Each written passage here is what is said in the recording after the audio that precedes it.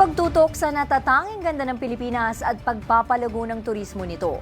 Hindi lamang para sa ikabubuti ng imahe ng Pilipinas, kundi para na rin sa interes ng sambayan ng Pilipino. Si Eugene Fernandez para sa 13 sa tanghali.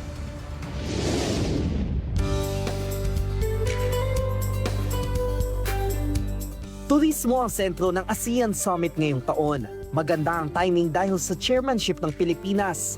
Pwedeng mapalago ang turismo sa pamamagitan ng improvement ng route connectivity at pagpopromote ng gastronomy o pagkain ng rehiyon.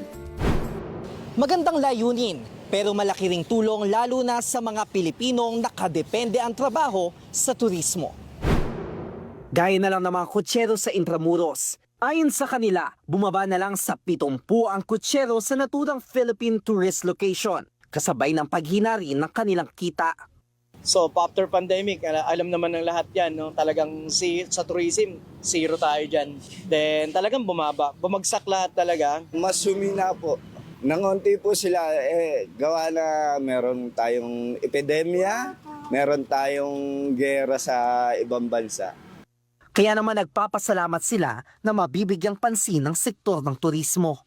Pasalamat ako sa gobyerno, no, na itong tourism sector is ini-improve. Hindi lang din naman para sa akin, para sa lahat din ng mga nasa, sabihin natin nasa laylayan ng tourism. Malaking bagay po sa amin yun kung mangyayari yun. Siyempre po, halos lahat magiging masaya po sa amin. Tataas ang kita, siguro hindi na namin mararamdaman yung mga expenses po namin. Hiling nila ang tuloy-tuloy ring tulong ng pamahalaan. Ang pagpapalago ng turismo ay hindi lang pagbuhay ng kultura, kasaysayan at pagiging makabayan.